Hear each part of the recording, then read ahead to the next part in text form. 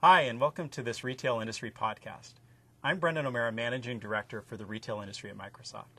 I've been fortunate to work in the retail industry for over 20 years, the last 9 with Microsoft. Before I go any further, let me first thank you for taking the time today to learn more about Microsoft's retail strategy.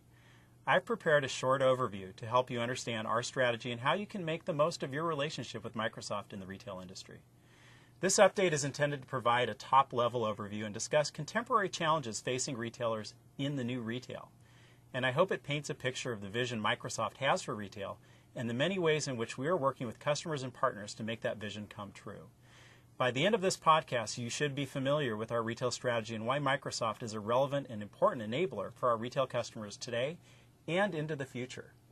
To kick things off, I'd like to share with you some recent learning from the National Retail Federation trade show that I just attended in mid-January. Microsoft had a phenomenal presence at the trade show as gold sponsor and a major exhibitor with 28 pods jam-packed with customers for 2 full days of Expo. What was apparent to me were 3 fundamental points. First, that post-recession, retail has changed forever. Secondly, that Microsoft is better positioned than ever as a strategic partner and enabler in the new retail. And finally, that our partner ecosystem is critical to success in the retail marketplace. There are a few points in time when you can see clearly that everything has changed. This is one of those times. The change is an empowered consumer who has nearly perfect information about their purchase options. Just like the dot-com era, there's a land rush that's on, only this time it's not about building a web store. It's about helping retailers to achieve and maintain relevancy and reduce friction in a world where the consumer is now clearly calling the shots. And today, it's not an option. It's a matter of survival.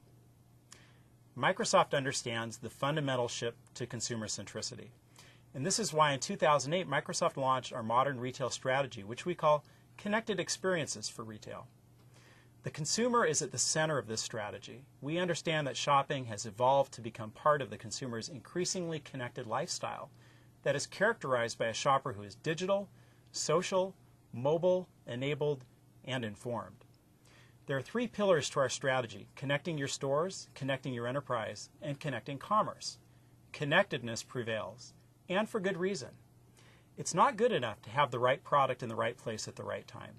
Retailers need to surround their consumers with information to inform and motivate purchasing. Consumers expect ready access to information. Retailers need to provide this in their stores, across their enterprise, and through their multiple sales channels, both directly to shoppers as well as through an informed sales force. At Microsoft, we see a sea change that has led to the rise of connected retail. And it's useful to look at how the change has impacted 3 key constituencies: the customer, the employee, and IT. Originally, serving consumers was about the 4 Ps. Subsequently, that evolved to an emphasis on service. Recently, this has further transitioned to a focus on self-service, where empowered and impatient consumers are accustomed to taking matters into their own hands. And we'll talk about this important trend quite a bit later on. Additionally, employees were traditionally resources to be managed and controlled. With the advent of decision support, there was an increasing emphasis on information and informing employees with data.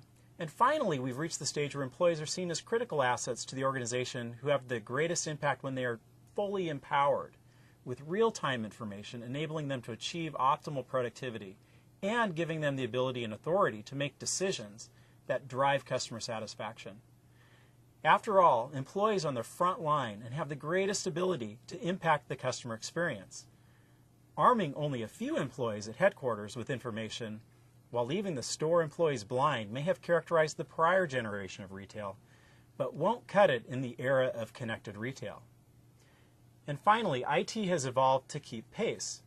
It started with data processing of large batches of information, then evolved into information technology that provided insight to key analysts in the organization, and finally has evolved into a dynamic asset that provides real-time intelligence to users throughout the organization as well as directly to customers and business partners.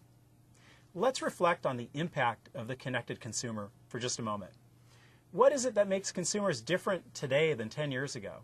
Quite simply, it's the broad availability of information about products and services.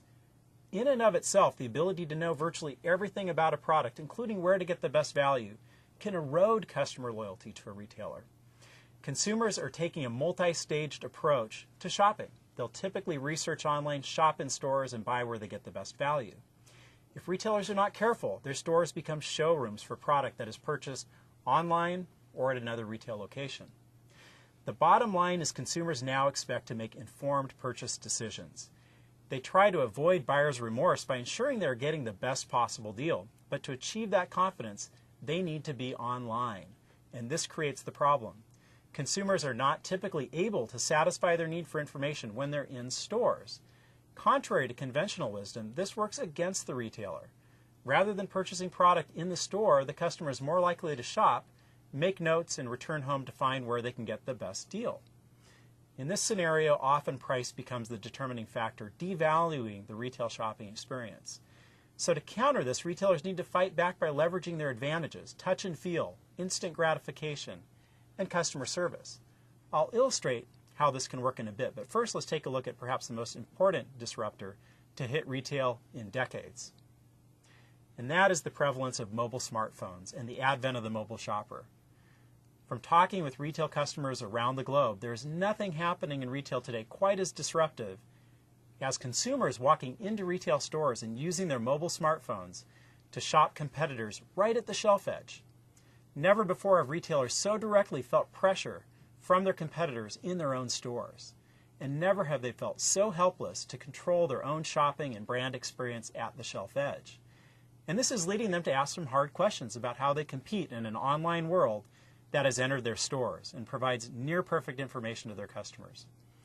Shoppers increasingly begin their shopping trip online, discovering information about products of interest and finding retailers near them. They can map their way to the nearest store and drive to that store. Eventually, their mobile device will help them to find their way all the way to the shelf where the product is. And the item is scanned on the mobile phone where offers and cross-sale promos can be presented.